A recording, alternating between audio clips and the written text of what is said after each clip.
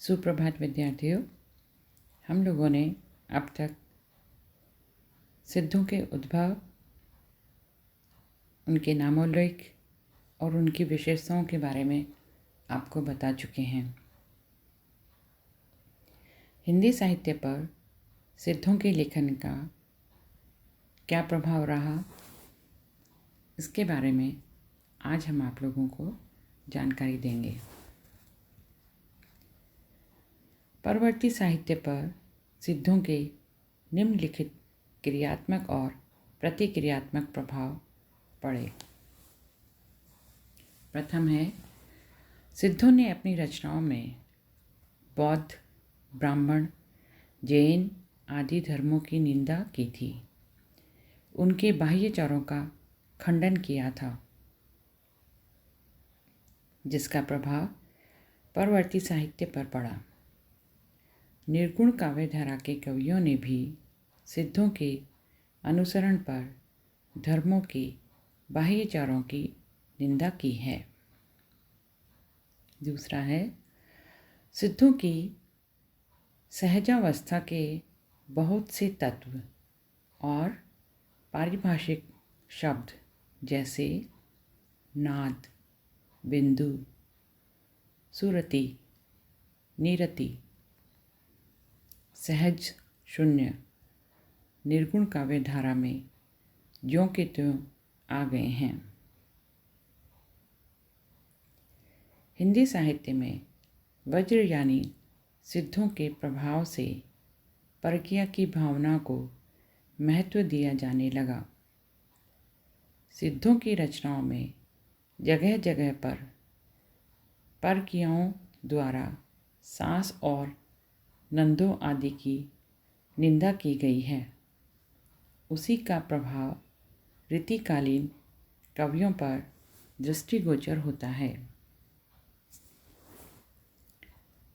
चौथा है, इन सिद्ध कवियों में हठ योगिक साधना अत्यंत विकृत रूप में पाई जाती थी।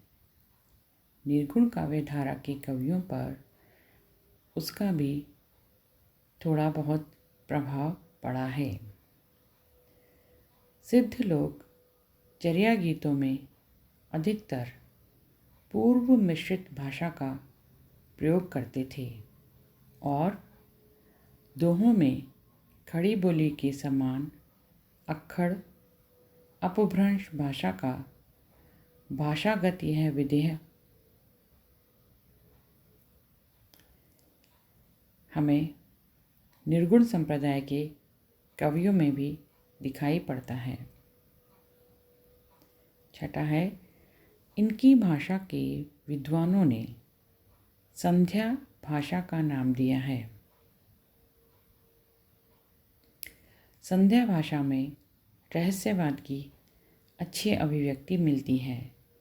इनके रहस्यवाद का प्रभाव निर्गुण धारा के कवियों पर पड़ा है। सातवां है, वज्र यानी सिद्धों की युगनद्ध भावना का प्रभाव विद्यापति आदि श्रृंगारी कवियों पर पड़ा प्रतीत होता है। सिद्ध शून्यवादी होते थे और इन्होंने अंतः साधना पर जोर दिया। नवीं विशेषता है इनकी, सिद्धों का शैलीगत प्रभाव विद्यापति, मीरा, सूर, तुलसी इत्यादि तक माना जाता है। रजनीश को हम आधुनिक सरापा कह सकते हैं। 10वां प्रभाव हम देखते हैं, सिद्धों की रचनाओं में प्रतीक योजना तथा प्रतीक चयन क्षेत्र का सर्वाधिक महत्व है। इस प्रकार सिद्ध साहित्य का परवर्ती साहित्य पर बहुत अधिक प्रभाव पड़ा। साहित्य के साथ ही सिद्ध साहित्य समाज के संपूर्ण वर्ग के जनमानस को अपना अनुगामी बनाने में सफल रहा। इस प्रकार हम परवर्ती साहित्य पर सिद्धों के प्रभाव को देखते हैं।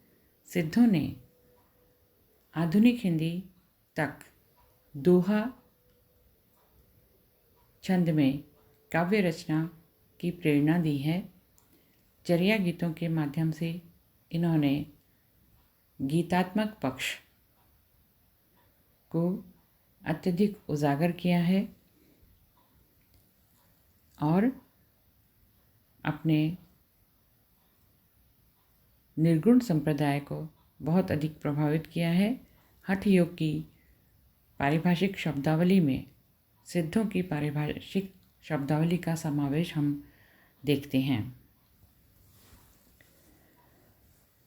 शून्यवाद भी हमें आधुनिक काल के कवियों में दिखाई देता है। आधुनिक काल के कवि जहाँ भी बौद्ध दर्शन से प्रभावित दिखाई देते हैं, वहीं वे शून्यवाद को भी अपनाते हुए प्रतीत होते हैं। सिद्ध साहित्य की प्रवृत्तियों में छाप